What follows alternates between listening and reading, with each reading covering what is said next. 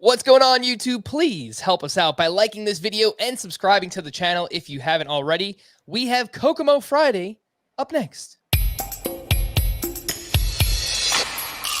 Alcantara, Soroka, you look so good in Boca. Peralta, Manoa, bounce back for Aarondola. Giolito, Castillo, Yoshida, Mosu, Staccato and Fado, value so high, but ADP so low.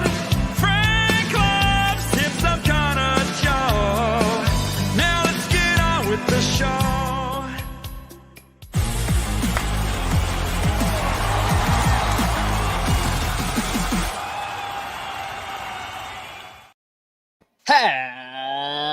Happy Kokomo Friday and welcome in to Fantasy Baseball today on April 1st. Frank Stampfl joined by Scott White, and we have a ton to get to today on the podcast. Favorite draft targets in rounds 6 through 10, players we're scared of, players we've changed our stance on, and I have some of those awesome submissions we received for our head-to-head points listener league. I've got 3 songs and a poem that I will reveal sporadically throughout today's podcast. But A little first, sprinkle. April showers. a little sprinkle, little Salt Bay. Were you big on Salt Bay, Scott? I Do don't you know. No. What is that? Salt Bay? Is that All just right. like salt? Just Google Salt Bay. It's like a famous meme gif of what is he? I guess he's a chef, and he's just like sprinkling salt on his Okay. Yeah. meat very like I've seen flamboyantly. this GIF. Yeah. That's great. Okay. Anyway, we're recording this on Thursday night, which is actually Scott's birthday. Happy birthday, bud. Yes. Well, you just said it was April 1st at the top of the Yeah, show. But you we're know, it's recording it on March 31st. So I don't want anybody thinking I was an April Fool's baby and maybe I wasn't really born or something. But yeah, March 31st. That's the day. It's always kind of funny how often the season begins on March 31st. And originally it was scheduled to this year as well. True. The lockout pushed it back a week. But, you'd think, okay, maybe once every 7 years it starts on March 31st. But the way they've bounced between it starting on a Sunday and it starting on a Thursday over the years, it just very often seems to fall on March 31st. So that's kind of fun. That's not a bad birthday gift at all. Speaking of which, did you get any cool presents, Scott, or celebrate maybe a big dinner or something? No, it was a pretty normal day.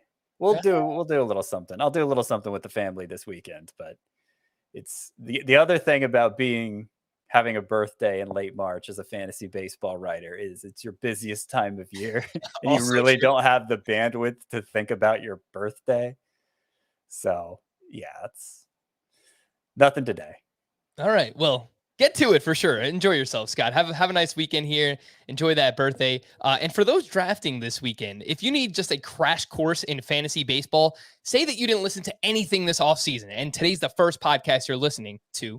I hope that's not the case, but just in case that is, I would say listen to 3 pods that we did this week. Sleepers, Breakouts, and Bust 3.0 on Monday. We did our early round draft targets on Wednesday. And then, of course, listen to today's podcast because we're going to get to all the things that I mentioned earlier. And one of those is players that we're scared of. And I was going to save that for later on, Scott, but we just have to start right there with prime suspect number 1, Jacob DeGrom. And I wish this was an April Fool's joke. Maybe there's still a chance that it is just some kind of cruel joke. I wish it was, but we just got the unfortunate news that DeGrom felt some tightness in the back of his right shoulder Thursday while playing catch. And, we were talking beforehand, Scott, it's not necessarily doom and gloom yet, but this is the very last thing that we wanted to see when it came to Jacob DeGrom. He's looked fantastic so far in the spring, but we have to be realistic with ourselves. Over the past 2 seasons, he's missed time due to neck, lat, back, shoulder, forearm, and elbow issues. Last year, he was shut down with UCL inflammation. So this is major. What's your immediate reaction? If you're drafting this weekend, when do you draft DeGrom? I know it's a loaded question, but what do you think, Scott? I probably don't, to be honest. Like, it'd have to be a severe discount. Like you were saying, you have a big draft coming up, a 15-teamer. You're saying, I'm not going to draft Jacob DeGrom. What if he's there in round 6? I mean, you don't know how everybody else is going to react to this news either, is the thing. And it might be not a big deal. Like, that's the thing. We don't have enough information yet to know. Like, I feel like any take you have on Jacob DeGrom right now is liable to be an overreaction or an underreaction.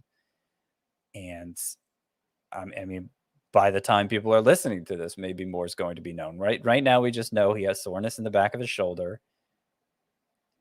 What makes it a little scarier is that additional testing is they're seeking additional testing. So they're not playing it up like a major injury right now. In fact, I saw one reporter use it as precautionary. But if he's going in for additional testing, then I mean, there's the potential they discover more in there.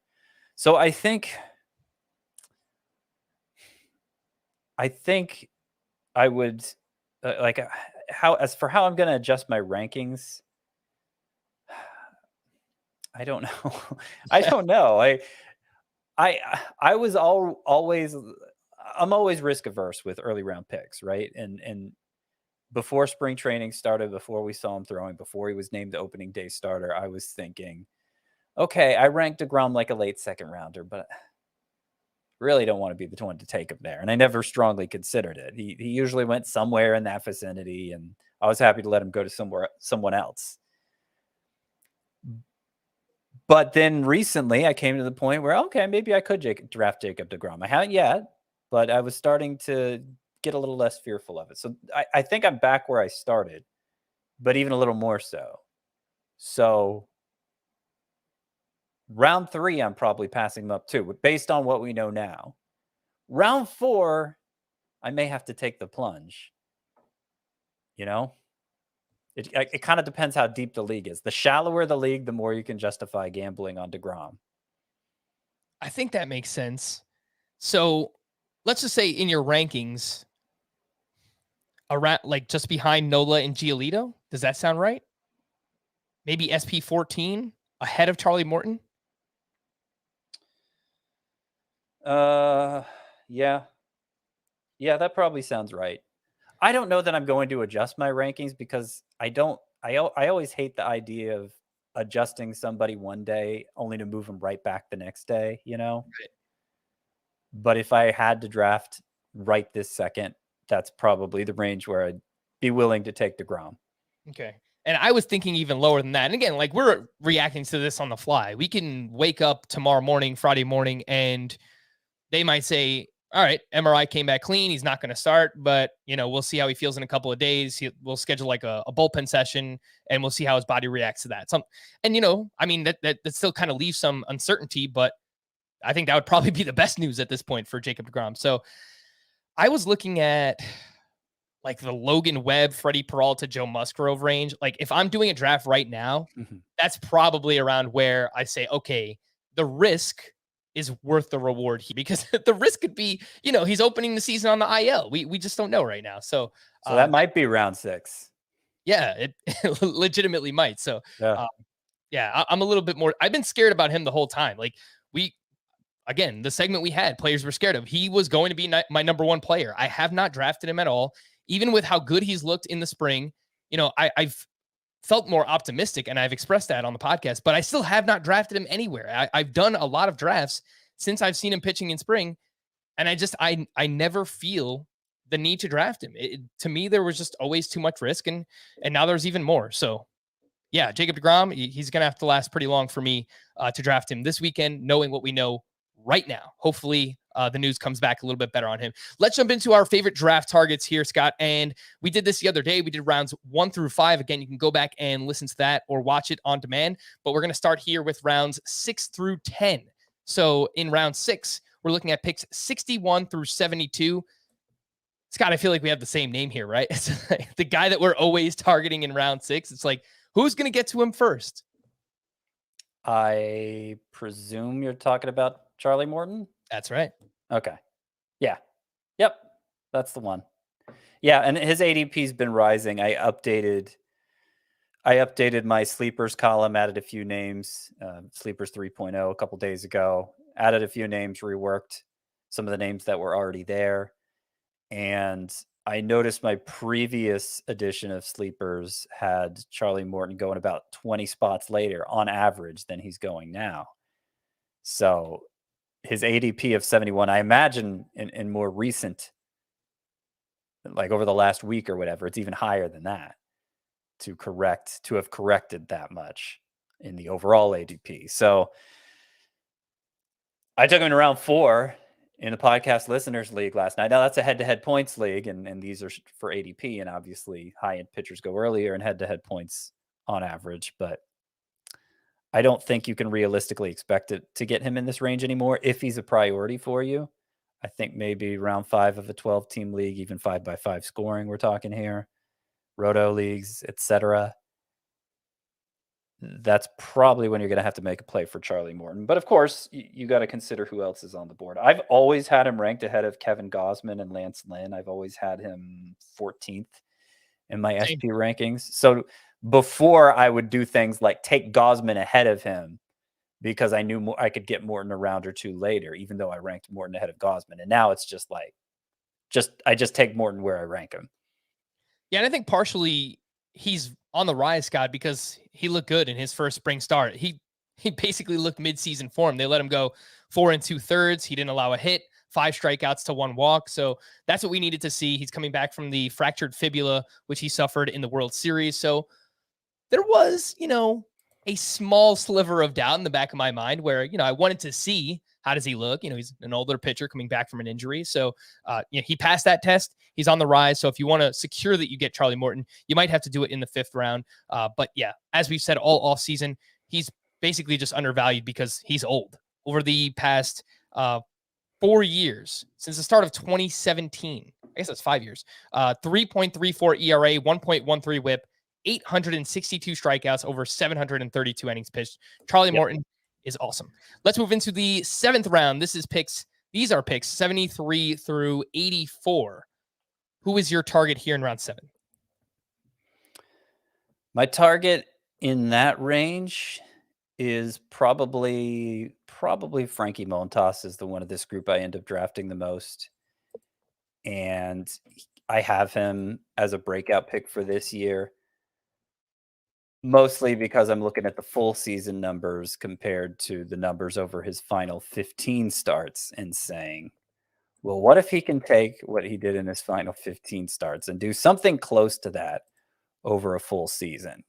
The full season numbers are great. The full season numbers justify the ADP for Frankie Montas, but it was really 2 different seasons for him. In those final 15 starts, he had a 2.11 ERA, a 1.02 whip, 10.8 K per 9, and his 15.9% swinging strike rate during that 15 start stretch was what Max Scherzer had for the full season. It was elite. And what changed, other than the numbers themselves, were he went from using that splitter that keyed his breakthrough in 2019. He went from making it his 3rd or 4th most used pitch to making it his most used pitch. And he was just unbelievable for that half of the season. So I tend to prefer him among that group of pitchers that includes like Logan Webb and Jose Barrios, because I feel like there's another gear there for Montas that we saw in the second half last year, and maybe it could carry over. But there is, he is, I do feel like he's also the riskiest of the 3, because the splitter is a difficult pitch to maintain a feel for. And it could just be that he was really feeling it during those 15 starts, and that's why he was able to use it so much. And he, it might come and go for him. Like, he might be streaky since he's so reliant on that one pitch, in which case, maybe he has a really poor first half and we're tempted to drop him. That could happen. Yeah, I think it happened a lot last year, Scott. I'm looking at, he gave up 8 earned runs to the Texas Rangers on June 21st. And I think a lot of people probably dropped him around that time. And it was right after that where he turned it on. You Right. said the final 15 starts. The start right after that, final 17 starts, 2.24 ERA, 104 whip. So he turned it on right after that. So he's kind of one of these pitchers you need to just stick with. It could be frustrating at times, but he flashed what his upside was, what his upside is in that second half. We just needed to see him do it more consistently. Scott, do you worry at all about him pitching for the Oakland A's and, wins being very hard to come by? Yeah, a little. That Oakland lineup looks horrible, like So bad. awful. Like, Stream all of your pitchers against the Oakland A's this year. I think even more than the Pirates and the Marlins, Scott. I think the Oakland A's are like the yeah. top team to stream against. Yeah, that line. I mean, we should give some examples, right, of just how bad it is. That it looks like the worst lineup in baseball. They have Actually, the Pirates is pretty bad. well, the Pirates at least have Brian Reynolds, right? Maybe not for long. Did you see the Well, rumors on Thursday? Yeah, but Jeez. I don't think there's much to those rumors, but I think it's much more likely Frankie Montas gets traded out of the situation in Oakland than that Brian Reynolds gets traded. But Right. anyway, yeah, who's the best hitter in the A's lineup? It might be Tony Kemp. It might be Seth Murphy? Brown. I don't know. Sean Murphy. Yeah, I mean, he's the biggest name for fantasy, but that's because he's a catcher. Yeah, so here's the lineup projected by Roster Resource. Tony Kemp, Elvis Andrus, Sean Murphy, Seth Brown, Jed Lowry, Steven Piscotty, Eric Thames, Kevin Smith, Christian Pache. Not great, Bob. That is bad. Now, Yes. like the A's always seem to pull these players out of their hat, you know? Like they've gone through these really short rebuilds before and they just come up with these like Mark Canha appeared during one of those stretches. Mark Canha, this like Marlins cast off, turned into a pretty good fantasy option. So, you know, it wouldn't surprise me if it ends up being better than it looks right now, but it looks awful right now. So yeah, that does worry me a little bit for Montas, but the hope is he gets traded sooner than later. And it does. I heard at one point they were shopping him harder than they were Sean Manaea. I'm quite surprised that both of those guys are on the team. It's very interesting to me that the Yankees haven't made a play for either one. They could definitely use. I know the Royals have been linked to them. The Minnesota Twins were linked to them, but the Twins signed Chris Archer the other day to a 1-year deal. So we'll see. Obviously, it would be a much better opportunity for wins if Manaea or Montas landed on either of those teams. In round 7 for me, I'm with Chris on Ketel Marte. I believe we're all on Ketel Marte. Since the start of 2019, he has a .318 batting average, .917 OPS, and a 25 home run pace over 150 games. He's got to stay on the field. He's had issues with health, but when he plays, he's awesome. StatCast loves Ketel Marte as well. 82nd percentile in average exit velocity last year, 86th percentile in hard hit rate, 98th percentile in expected batting average, 307 XBA. That is just a fantastic mark for Ketel Marte. I wanted to mention one other name here too, Scott. JD Martinez.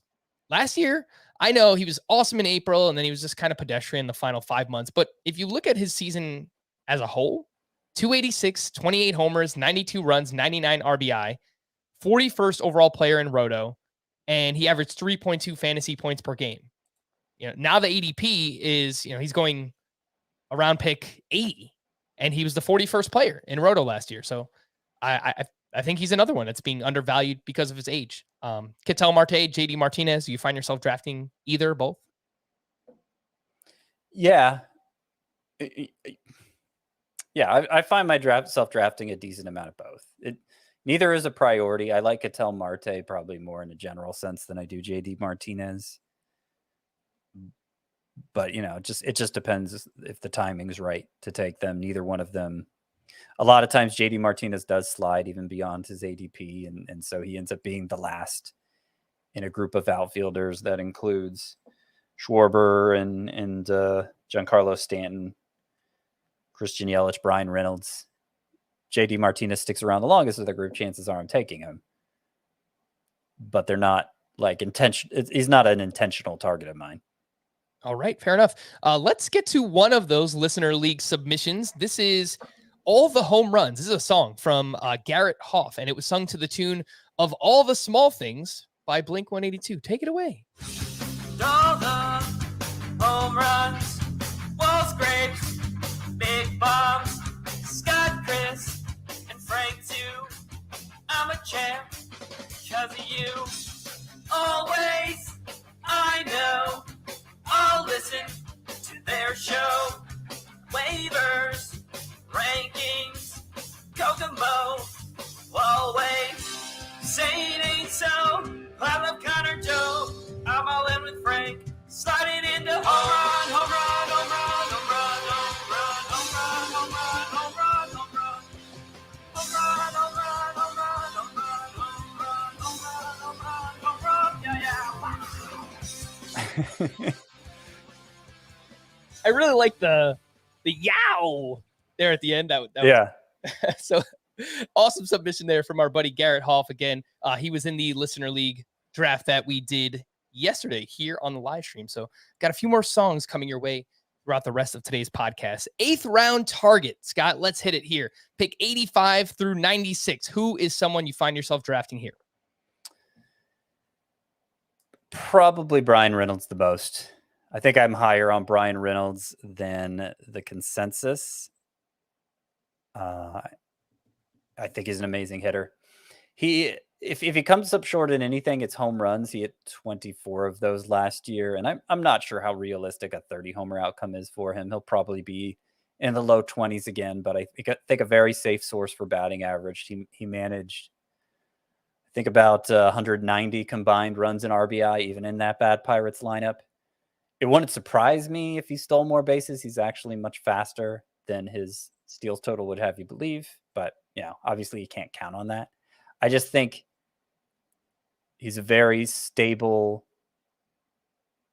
productive outfielder who, if you tend to go light on outfield like I do, it's nice to get a player like that in your number one outfield spot and know you can bank on him for the whole season, even if you're going to have to kind of scrap it together otherwise. I'm pretty sure that's exactly what you did in yesterday's draft, right? Yes. I took him in round 7, but I think he's better in points leagues than he is in Roto. And yeah, I don't know. That I was looking over that draft again yesterday. I feel like, with the exception of Bo Bichette in round 2, Salvador Perez in round 3, like every player I took felt like a round earlier than I would have liked to take him. But that's what happens when you're drafting with a bunch of podcast listeners. Yeah, no, it was a sharp draft. So shout out to everyone who was in it. You mentioned great plate discipline. It helps Brian Reynolds, especially in points leagues. 11.6% walk rate, just an 18% strikeout rate. StatCast expected batting average is supported by all the line drives that Brian Reynolds hits as well. So, wish he was in a better lineup, obviously, but he was still awesome last year. 39th overall player in Roto, even in that Pirates lineup. Scott, who would you rather have, Brian Reynolds or JD Martinez, who we were just talking about? Reynolds. Okay. I have Reynolds at the top of that tier that I mentioned earlier. I actually have Eloy Jimenez at the top of that tier, but according to ADP, he goes much earlier. Yeah. I have Reynolds ahead of Schwarber, who I like a lot. I have him ahead of Yelich and Tyler O'Neill and JD Martinez, Stanton, that whole group. Reynolds is the one I want the most.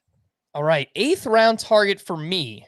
Someone on this podcast has to draft closers. It's not going to be Scott. It's not going to be Chris. Kenley Jansen is someone who I find myself drafting quite a bit, either him or Jordan Romano. I really like to get one of those I believe it's a top 9, basically, that I feel really strong about both the job security and the skills of those relievers. And Kenley Jansen is certainly one of those. Now with the Atlanta Braves, he was a top 4 reliever in both formats last year, Roto and head-to-head points. He has 25 or more saves in 9 straight full seasons. Actually saw a velocity jump last year, too, on the fastball. He went from 92.4 miles per hour in 2020 to 93.9 miles per hour last season. Scott, I feel like Jansen is someone that you've been scared to draft in the past. How do you feel about him here in 2022? I'm fine with him. Yeah, he with the rebound in velocity last year, and he got back to being more of a strikeout pitcher. Had a little bit of a resurgence there after looking like his skills were declining. I think I have him higher than you and Chris have him among closers. I have him ahead of Ryan Presley. I guess that's the only name that would be controversial. But yeah, I think he's fine. I just, he's probably too luxurious of a closer for me. Yeah, so we both have him ranked as our 7th relief pitcher. I have him just ahead of Aroldis Chapman and Jordan Romano. You have him ahead of Ryan Presley, as you mentioned, Jordan Romano, and then you have Chapman down as your 10th relief pitcher in the ranks. Let's move on to round 9. These are picks 97 through 108. who is someone you find yourself drafting most? Ooh, there's a lot of names I like here. Yeah, me too.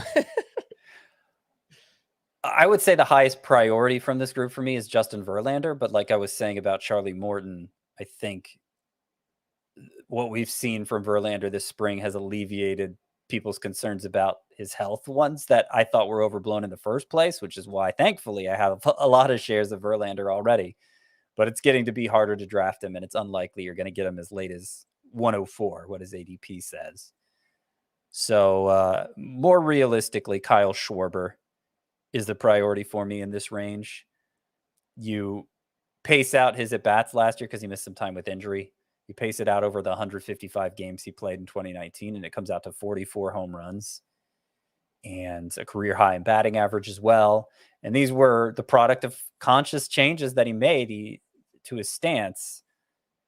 Lower crouch, incorporating his legs more in his swing. He worked with Kevin Long, one of the most esteemed hitting coaches, to recapture his stance and his swing from when he was in the minors, when he was in college, when he was a guy who just put up monster numbers across the board, Kyle Schwarber. So the good thing is, too, he's reunited with Kevin Long in Philadelphia. They started out together in Washington last year, and now they're together again in Philadelphia. I wonder why Kevin Long, he's the most well-known hitting coach, right? Kevin Long. Why is he such a journeyman? Like, why does he keep bouncing from organization? I guess maybe he gets too expensive. I don't know. I don't have an answer for that. But I was thinking about that the other day. Like, you'd think some team would want to lock him down, but it hasn't happened. Yeah, no, it's interesting. I don't have an answer for it either. Kyle Schwarber, regardless of format too, Scott, I mean, he is awesome. What he did last year, he finished 84th overall in Roto. He did that in just 113 games. He averaged 3.3 fantasy points per game. That was tied for 15th among outfielders with Yordan Alvarez and Cedric Mullins. So, I mean, those are players that are being drafted typically in rounds 3 and 4, and you're getting Schwarber, 4 or 5 rounds later. So, yeah, look, all in on Kyle Schwarber with you. 17.5% barrel rate, 96th percentile. He was much better against left-handed pitching. And, he's not a typical leadoff man, but it looks like he's going to lead off for the Phillies. So should score a boatload of runs in that lineup as well. So Kyle Schwarber, make sure to target him. Justin Verlander, you mentioned, he's another one, Scott, where love to get him. The ADP the last 2 weeks over at the NFBC is 80.3. So that's actually the 7th round if you want to draft him. And in our points league yesterday, I took him in the 4th round. So I'm just going like all the way. Yeah. So I moved him up to my SP 15. So I'm just like all in on Justin Verlander. Yeah, I think I should move him up too. Should have done it. I spent so much time on my rankings yesterday, Frank. You have no idea. Oh, I kind of have an idea, but I imagine you did even more than I did. I thought I'll spend an hour or two on rankings. I think maybe it ended up being closer to 5 or 6. Oh. So that's why I'm like, no, DeGrom, just stay put. But I should probably go in there and move up Verlander ahead of like Montas, who we talked about a couple rounds ago, right? I think probably ahead of like Lance Lynn. So in between Kevin Gausman and Lance Lynn, a couple spots after Charlie Morton. Yep. Sounds about right for me. Let's he looks fine, and I don't think they're going to restrict him that much coming off Tommy John surgery. Yep. Get him inside the top 20 there. Shane McClanahan, someone I've talked about a lot at this point. Obviously, you can go back and listen to our Sleepers, Breakouts, and Busts. I talked about him a ton there as well. Yasmani Grandal, I just want to quickly mention, he is someone who I love to get as, one of those top 5 or 6 catchers, so I don't have to worry about the position. Last year, he hit 23 home runs in 93 games. That is a 32 homer pace over 130, which I think is typical of a catcher. He averaged 3.4 fantasy points per game. That was number 1 among catchers. Salvador Perez averaged 3.1 fantasy points per game. So just goes to show how great Grandal was on a per game basis. He got off to that really terrible start the first month, and then basically after that, he was great. And he crushed the ball. 96th percentile average exit velocity, 83rd percentile in barrel rate. There's a lot to like with Yasmani Grandal. Great lineup. He just has to stay on the field. So I find myself targeting him quite a bit in round 9 whenever he's available. And in a points league, boost him up, maybe even 7th or 8th round, because he is just fantastic in that format. The 10th round, Scott, these are picks 109 through 120. Who is one of your favorites? I don't like this group at all. This round is not good.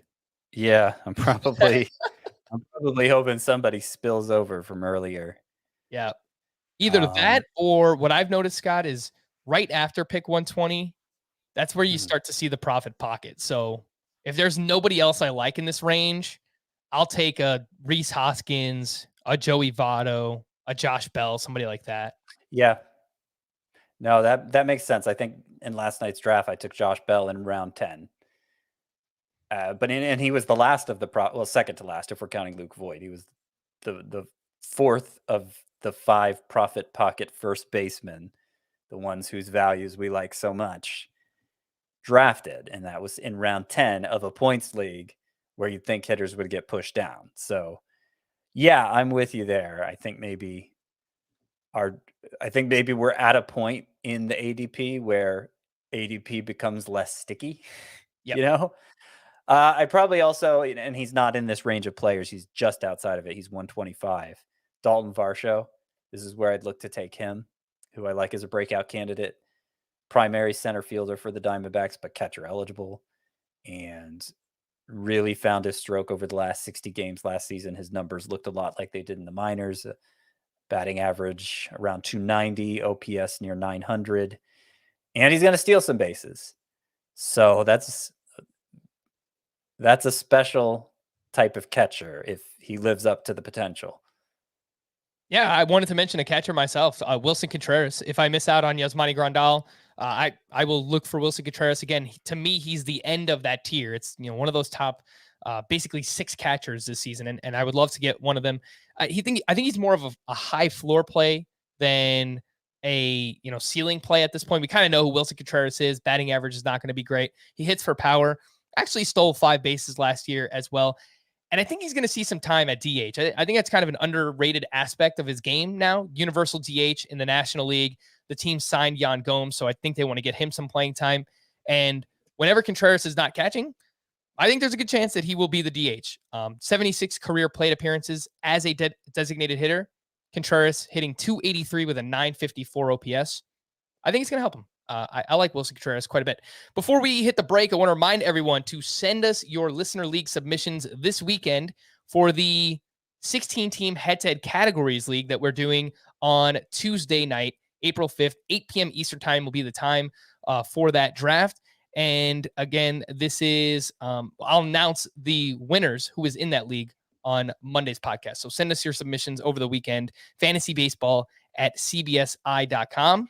and put FBT Listener League in the subject line. And I want to announce that we just had the best month in Fantasy Baseball Today history, the most downloads that we've ever received. So I do want to give a shout out to all of you who've downloaded, listened, you've watched us on YouTube. It's awesome. It's just to think about like everything that this podcast has done, Scott. I mean, you've, been around for a long time. Adam, Nando, Al Melchior, Heath Cummings, you guys have done it all. And it's just great to see that, people are sticking with us and just had our best month ever. So yeah, just wanted to thank everyone for hanging around and getting ready for fantasy baseball. All right, so let's take that break. And when we get back, we've got some news and notes here, Fantasy Baseball Today. All right, so news and notes. We have an early candidate, Scott, for the most ridiculous injury by a baseball player. Jordan Romano was diagnosed with a mild left ankle sprain after he slipped while walking his dog. That's not quite the same as carrying deer meat down the stairs in the rain, as happened to, who was that, Clint Barmas, like 15 years ago. How about Zach Plesac last year? He broke his finger taking his shirt off or something. Yeah. And then of course Jesus Luzardo playing video games. Tantrum. There's no other sport where players get hurt in the most random ways. I remember Jabba Chamberlain, I think, like broke his ankle on a trampoline not a couple of years. It's probably like a decade ago now at this point. Zach Wheeler had a laceration on his finger because he got it caught in the zipper of his pants, like putting his pants on. You can't make this stuff up. John Smoltz ironed his shirt while wearing it. He went on the IL for that one time. I think Oh. Sammy Sosa went on the IL because he sneezed or something. Oh my. Like, that sounds like a joke, but like he actually pulled something sneezing. Oh, that's only Uh, baseball. So please get well, Jordan Romano. I think he's going to be all right. They didn't sound, too worried about this, but Yeah. obviously pay attention. Multiple scouts have heard that Alex Cobb, whose average fastball last season was 93 miles per hour, is hitting at 97 miles per hour this spring. Now, hitting 97 is not the same as sitting 97, so keep that in mind. But his max velocity last year was 95.1. So this is something, if his max is 2 miles per hour more than it was last year, now with the Giants, we already loved Alex Cobb. The hype grows, Scott. I'm very excited to draft Alex Cobb. Tim Anderson will begin the season with a 2-game suspension stemming from an altercation he had with an umpire in September of last year. So if you play in a league where you set your lineup for just Friday, Saturday, Sunday, or I guess Thursday through Sunday to start the season, you might want to consider benching Tim Anderson. Reds manager David Bell said the hope is that all three of Luis Castillo, Mike Minor, and Donovan Solano will be back before the end of April.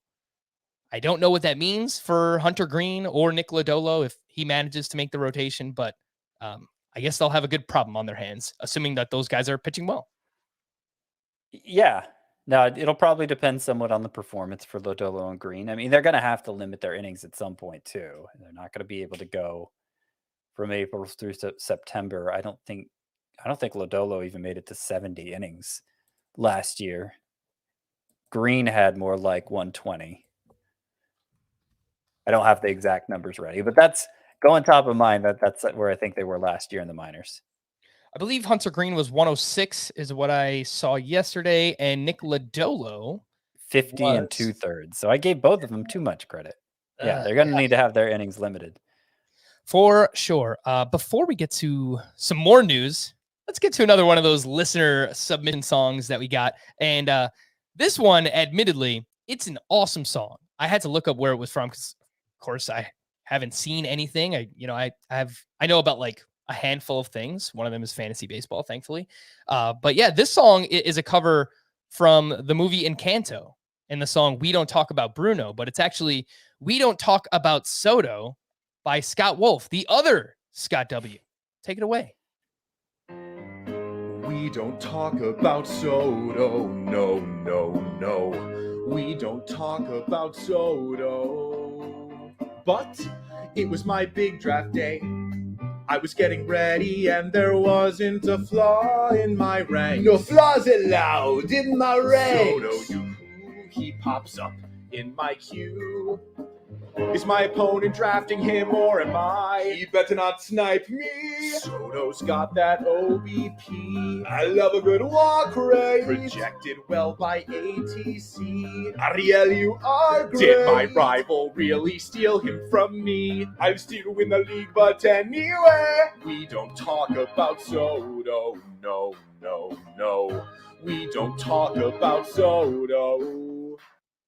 That was awesome. I mean, even if you don't know the song, if you haven't seen Encanto, that was great. So putting on all the different voices and stuff, that was just job well done by Scott Wolf, and happy to have you in the league. Let's get back into the news. Apparently, Michael Conforto hasn't signed with a team yet because he landed irregularly on his right shoulder during a workout in January.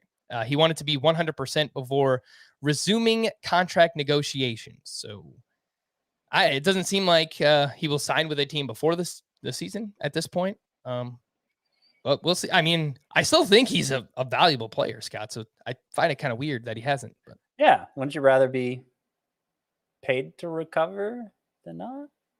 I guess so. Yeah, it's a weird tactic. I think he's a Scott Boras client, right? I think so. Yes. I don't know. I don't know if we have the actual explanation. But that explanation works for now. Rangers manager Chris Woodward said that Mitch Garver will catch between 90 and 100 games and also play some at designated hitter and first base. So good news there. That's fine. I mean, actually, it's probably better. So not as much wear and tear on the body. Get to stay in the lineup. Good news for Mitch Garver. Not good news for My guy, Luis Arias, he said on Thursday that he's still only running at about 50% because of that quad injury. I have lowered him a bit in the rankings as a result. He's going to start the year on the IL. Reed Detmers appears likely to open the season as the Angels' 6th starter. Of course, they typically go with a 6-man rotation. Scott, where does Detmers rank among... All right, let me put this together. Mackenzie Gore, Hunter Green, Nick Lodolo, Mitch Keller. So I'll throw Detmers in that mix. Where does he rank among those 5? I think if I caught all the names, I think he's last for me of that 5. Okay. But I did move him up quite a bit in that big rankings overhaul yesterday. Well, this isn't going to sound impressive of all.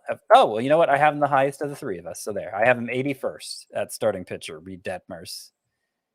And that is about 20 spot. That's about 11. It's about 10 spots higher than you and 20 spots higher than Chris. But then again, I know neither one of you spent 6 hours working on your rankings yesterday. So I'll let it slide.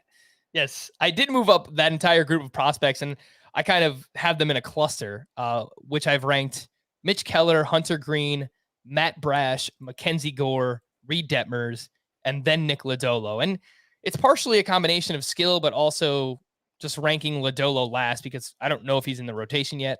I guess same thing could be said for Mackenzie Gore. But yeah, I think they're all names to look at the end of your draft, and I think they all have quite a bit of upside. Thomas Harding of MLB.com reports that Daniel Bard is likely to open the season as part of a 3-man closer by committee for the Rockies, which is terrible because the Rockies are not going to win many games. And now they're talking about a 3-man committee. So that would include Daniel Bard, Alex Colomé, and Carlos Estevez. Not great. Tyler Wells will open the season in the Orioles rotation, though he'll be followed by a bulk reliever early on. Scott, would you like to guess the Orioles starting rotation?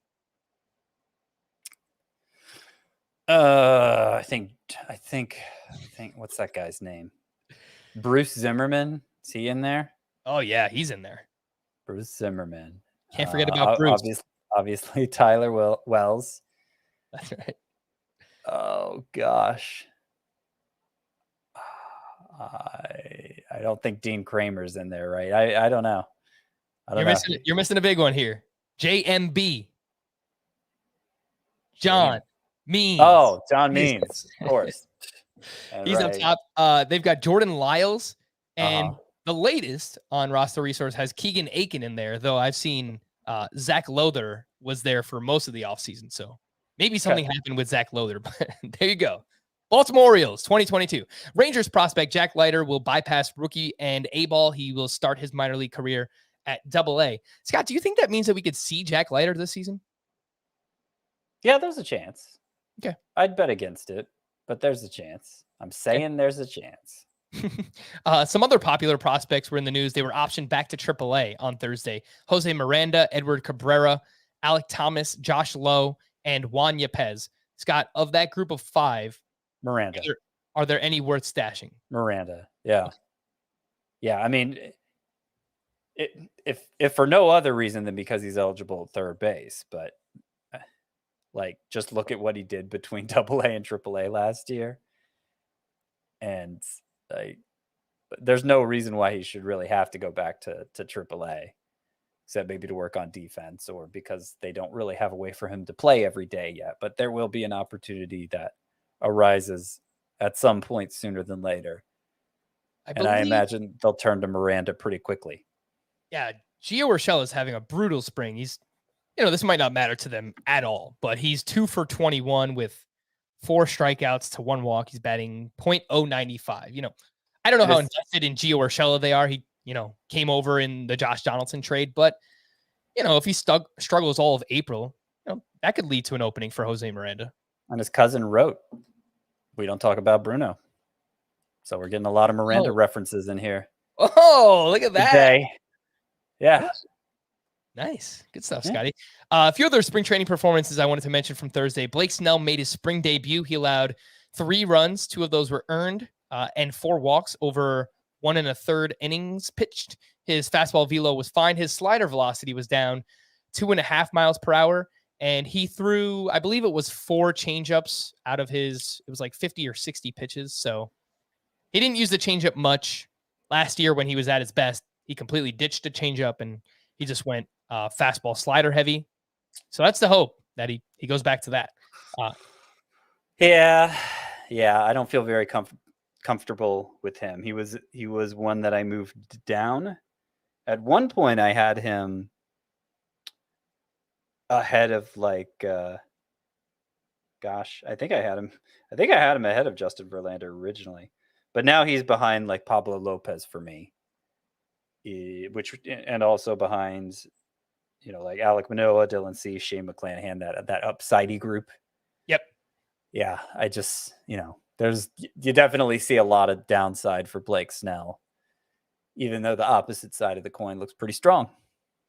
So I know we've got this coming up in just a little bit, Scott, but players that you've changed your stance on most throughout spring training, I guess Blake Snell would qualify as one of those for you, right? Yeah, I guess. I mean, his lack of availability obviously is not encouraging when you want to see if he picked up where he left off last year. We didn't get a chance to. And well, I mean, he did finally make one start, and you don't want to make too much of one start ever, but you have to make something of. You need something to make something of, if that makes sense. We need to see something from you, Blake Snell. That's the point. And what we saw on Thursday was not great. Bryson Stott, prospect for the Phillies, went 2 for 2. He is now batting .550 this spring. Keston Hiura hit his 4th home run of spring training, this time off Raisel Iglesias. It also went over the batter's eye in straightaway center field. It was an absolute bomb. Keston Hiura is 9 for 22. He's batting .409. The problem, the strikeout rate is still 33%. Scott, who would you rather take a shot on late in your drafts, Bryson Stott or Keston Hiura? I mean, it sounds like Bryson Stott is more likely to have an everyday role, because it's not clear where Keston Hiura fits in the lineup, even if he makes the team. But I don't know that I'm that worried about the strikeouts for him. That 2019 season where we all thought it was the bee's knees, Keston Hiura struck out 30.7% of the time then, and he put up great numbers because of the way he impacted the ball. So I think as much as anything, his struggles the last 2 years are just the quality of contact wasn't the same as it was during that rookie season. And the way he looked this spring with, simplifying his swing, making it so there's just the one timing mechanism, lifting the leg as opposed to the two. Like the way he was swinging before, he would rely on both a leg kick and a toe tap. And he just needed to simplify, obviously, because it's hard to get it all in sync while also timing up the pitch, and that seems to be the change for Keston Hiura this spring. Yeah, we've seen that with a lot of hitters that either have a toe tap or a big leg kick. Is the timing could just be off for like long stretches of time. I know Gary Sanchez, watching him for years, he's got this huge leg kick. And, when he's on, when the timing is right, you could see him go on one of those binges for a couple of weeks, a month, where he's just absolutely crushing the ball. And then other times where he looks completely off. Josh Donaldson, another one, has a huge leg kick, but I feel like he's more so mastered it the past couple of years, 5 years, 10 years, basically. But yeah, you can see that with those big leg kicks. 2 deep pitcher names I wanted to mention quickly here, Scott, that having strong springs: Dylan Bundy and Zach Eflin. Anything to see here with these two? I mean, Bundy's velocity is pretty bad, and we really only have it's just that 2020 season, that short 2020 season that we're going on as any kind of measurement of upside for Bundy. And no, I mean, I still see him as a low end option, even if he's had 9 pretty good innings this spring. And Eflin, I don't think there's much upside there either. I could see them both being streamer types. I think Eflin maybe has an even better chance of being that than Bundy, but I'm not really moving them into the draftable range of starting pitchers. All right, let's get into the players that we're scared of, Scott, and we could just kind of rattle off a bunch of names. And I think there could be some overlap with the players we mentioned as busts on our Monday podcast. Oh, but there's going to be, yeah. There's also some names that I have here that I don't necessarily have them on my bust list, but I just never find myself drafting them for, it could be a gut feeling that I have. Maybe it's just like the players going around them, injury concerns. And I'll get to my list. But Scott, who are some players that you're just scared of? You just don't find yourself drafting. Well, some of the busts we've talked about before, just rattling off the names real quick: Jazz Chisholm, Randy Arozarena, both big, Rosarena especially big overachiever in terms of StatCast last year. Marcus Semien falls into that category as well. I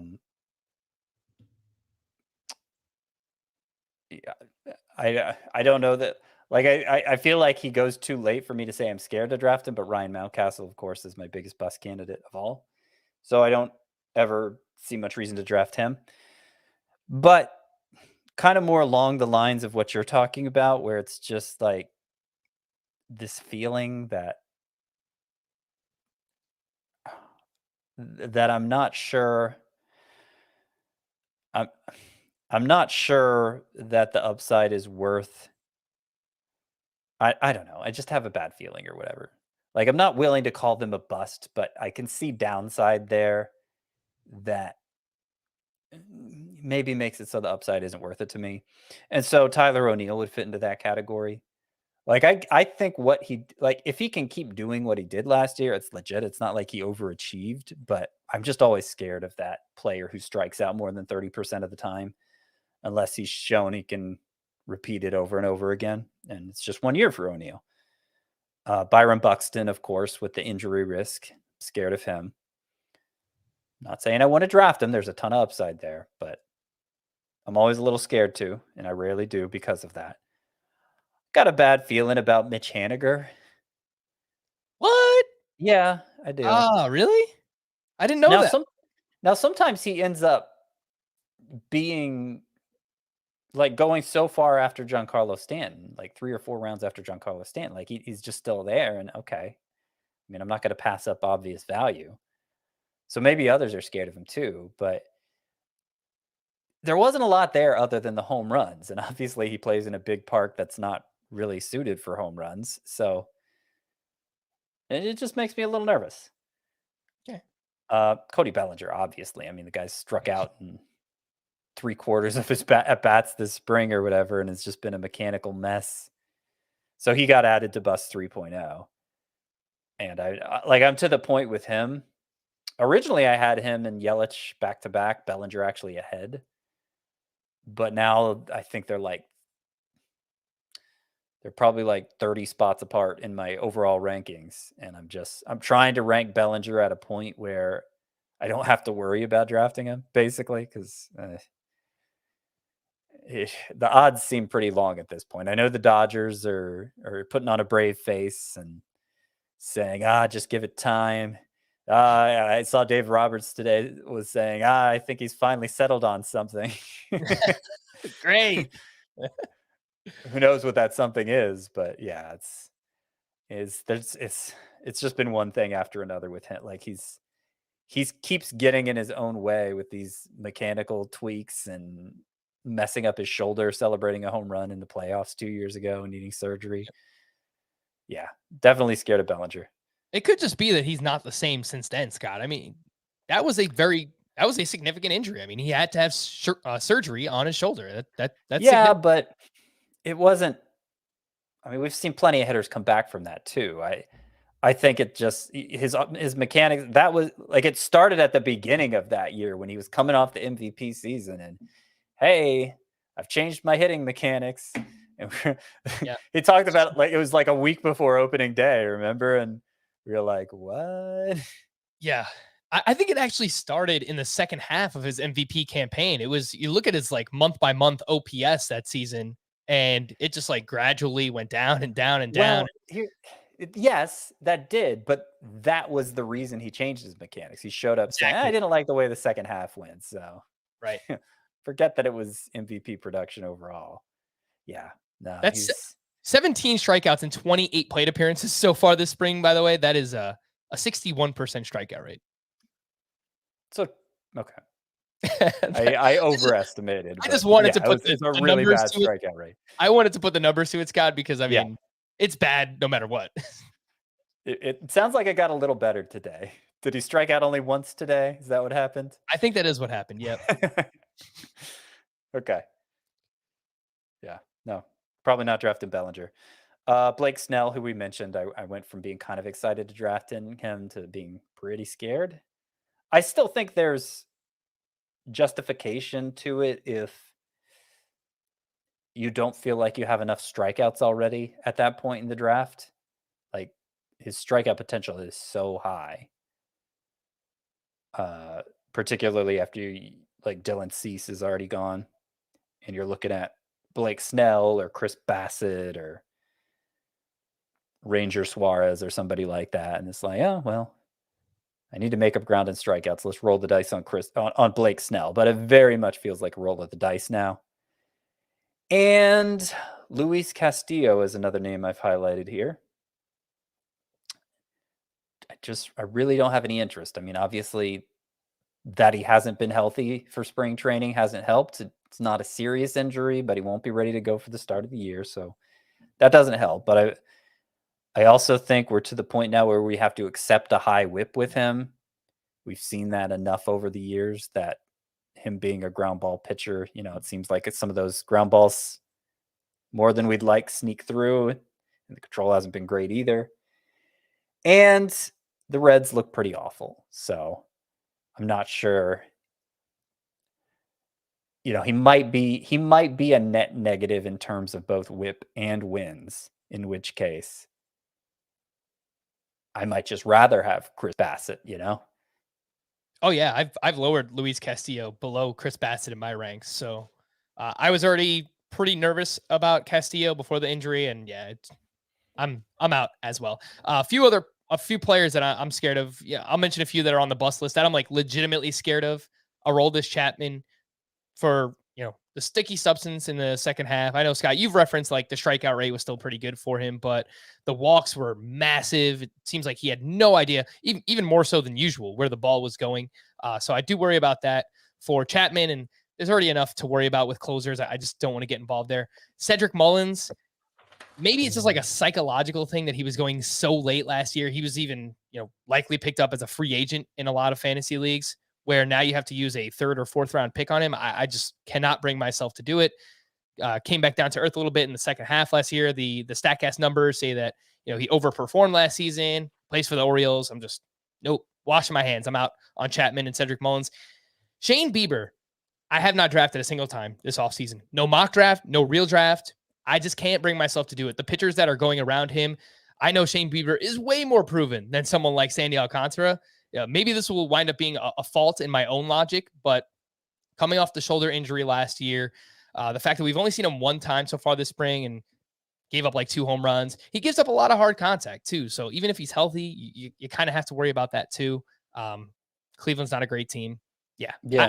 I'm not fooling around. I mean, the upside is clearly higher for Bieber than for somebody like Alcantara. It's so true. It's mainly weighing upside versus downside. And I personally think the downside's overblown, but it's your list. Aaron Nola is another one where I just don't find myself drafting him. I've done a complete 180 last year. I had him ranked inside my top 5 starting pitchers, and he's got a great curveball, the fastball, the changeup, inconsistencies there. Terrible defense behind him. He gave up a ton of fly balls last year. He's given up 5 home runs already in spring training. Maybe I overreact, Scott. I think I probably overreact to spring training, which could be a flaw in my analysis, but I just don't like what I've seen from Aaron Nola so far, and I didn't like anything that I saw from him last year either. Adalberto Mondesi, for obvious reasons, I just can't think that I don't think he could stay healthy. I understand the upside, but he's another. I mean, I get it. Obviously, he's one of the biggest injury risks out there. I just feel like that's baked into his price now. He is going later now than he has in years past. The ADP is 72 for Mondesi, and I think at some point he's worth the risk, if he lasts past this ADP. The thing is, there's still a lot of players that I really, really love going in this range that Mondesi is going in. So just the risk that's associated with him, #never Mondesi. The risk is baked in a lot more this year, and obviously he does something no other player in the pool can do, Correct. right? Like he could be all the stolen bases you need just in one player. And as much as people pay up for stolen bases, like that is really tempting in round 7 or 8 or 9 where I got him in Tout Wars. It's an OBP league, but still that was just awesome to me. Round 9 of a 15-team league, by the way. Yeah. OBP league. So, obviously he doesn't want much at all, but still. And I actually like drafting Mondesi in head-to-head categories leagues because, single-handedly win you that category for all the weeks he's healthy, probably. That's a big deal. So I don't look. There's obvious risk there, but I'm not as fearful of drafting him as it sounds like you are.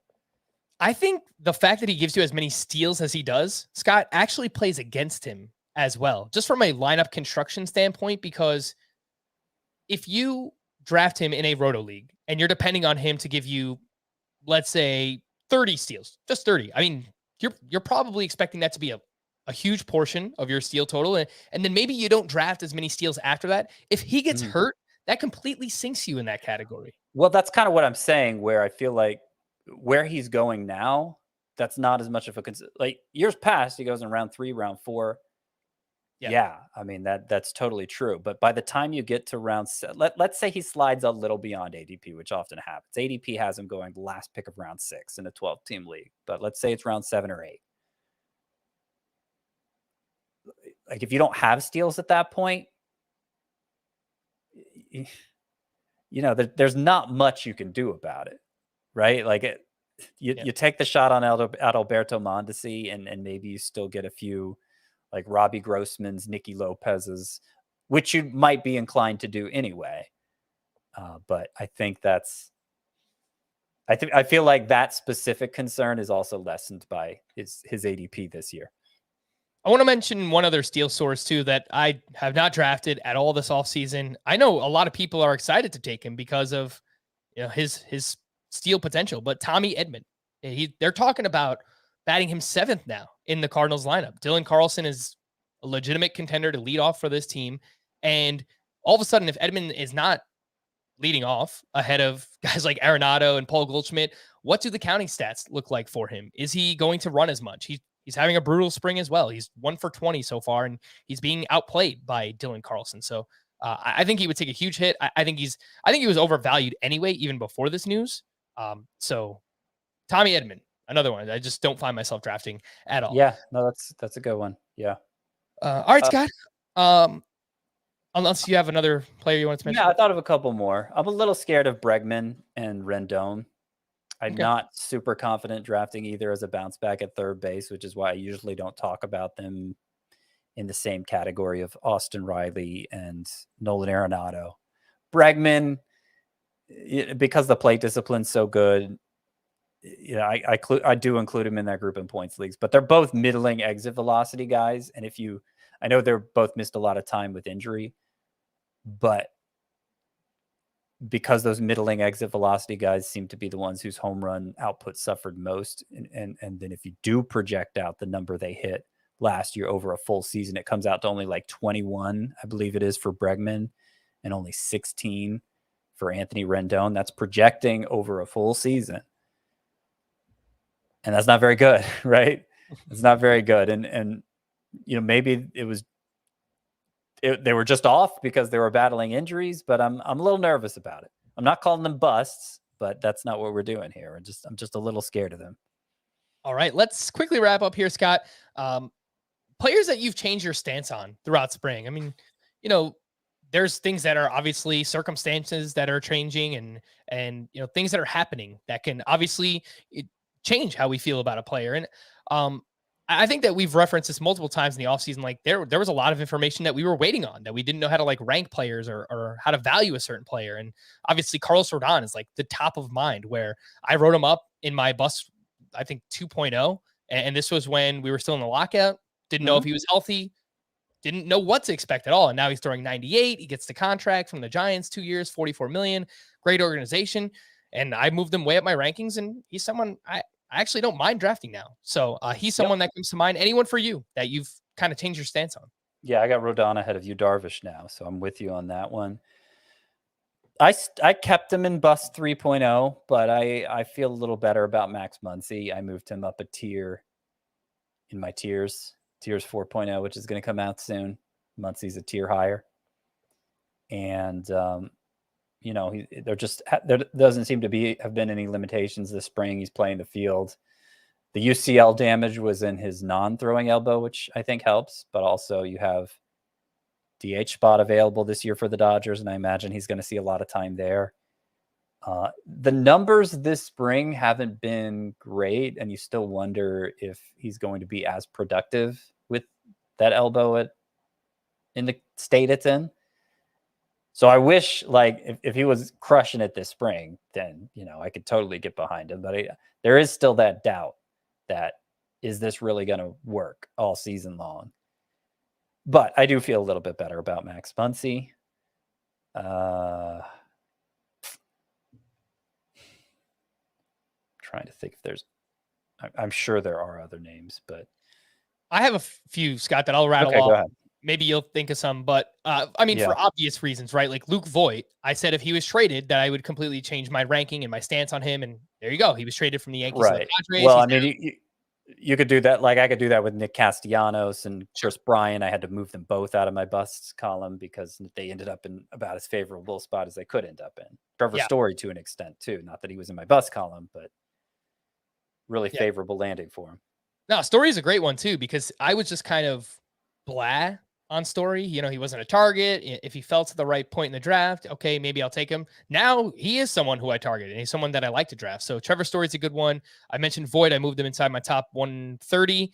Bobby Witt Jr. Bobby Witt, yep. Yeah, I was about to say him. He's looks like he's going to be on the opening day roster, and he's rocketing up ADP and rankings, and rightfully so. He's going to earn third base eligibility early on in the season. Cody Bellinger, someone we mentioned, I've moved him down my rankings. He was the player I loved on Valentine's Day, and my stance has changed quite a bit.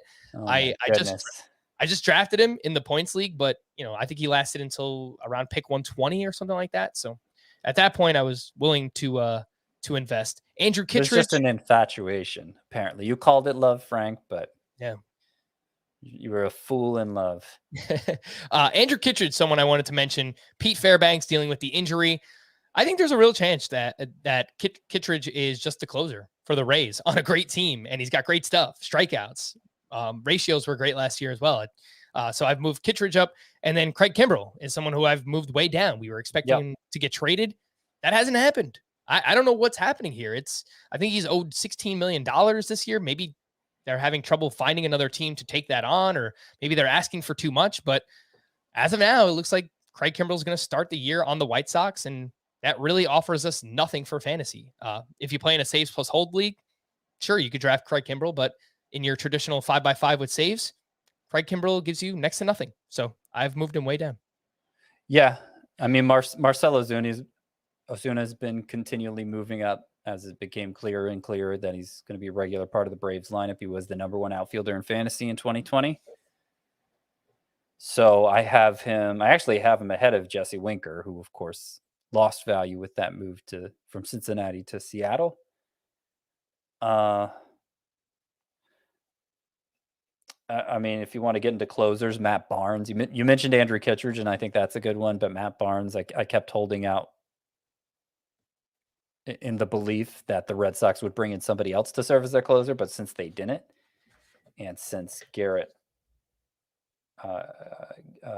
Whitlock has been stretched out as a starter this spring, like it just seems pretty clear that they're going to give Barnes another shot, and he was great for the first 2/3 of last season, so that could work out fine. Yep, that's a good one. I think Camilo Doval we've lowered for obvious reasons. Jake McGee we've moved up.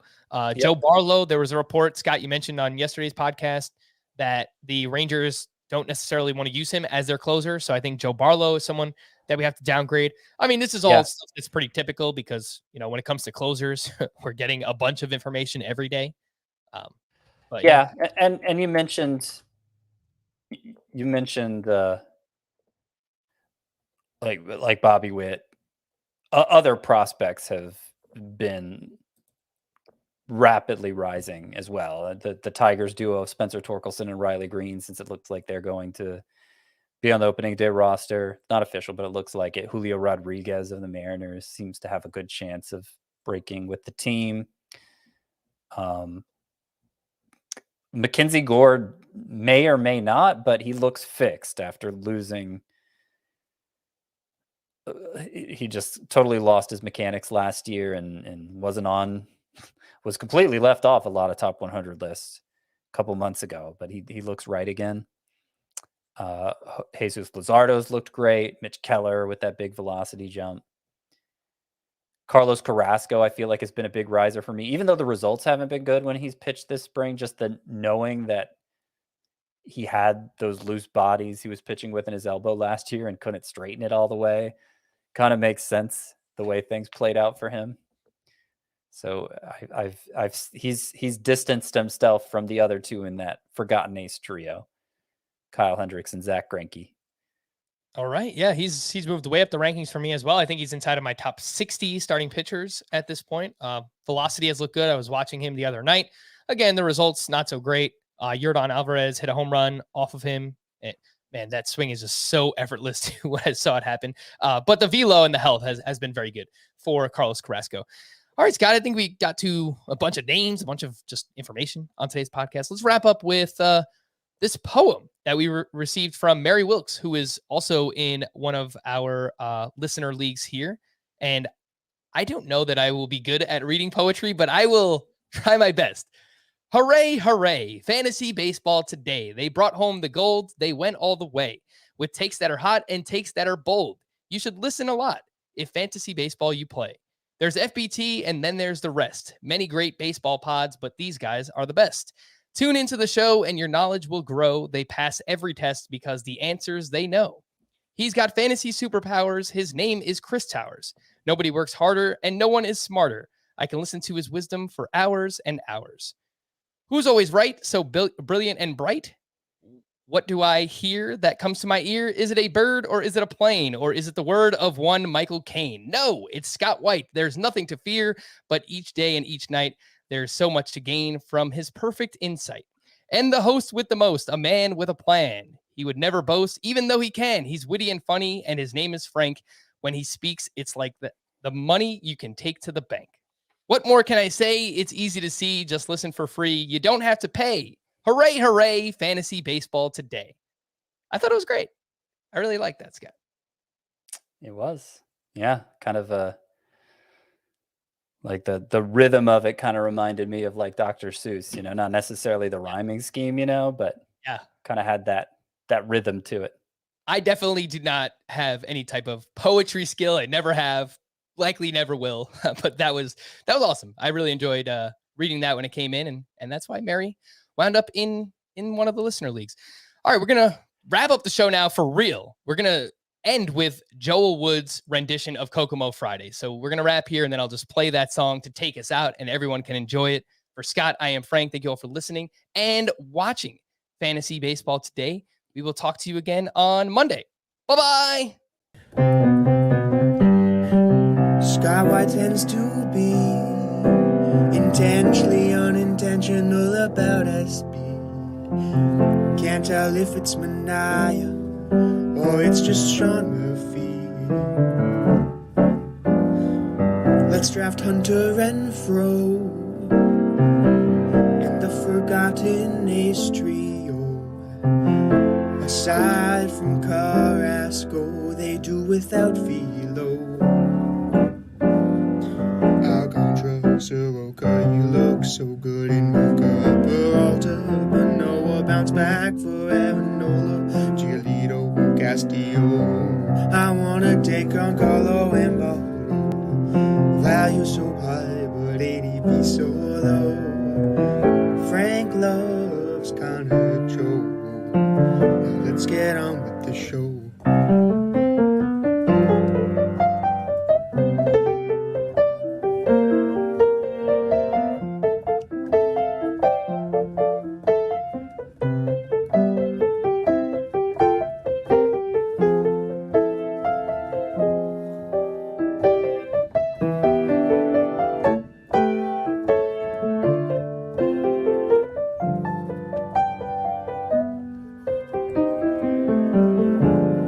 Chris doesn't like to pay for catches. Instead, buy you till David Fletcher at just $1. How could the value be better? Buxton, Springer, Mate are the players we'll draft all day.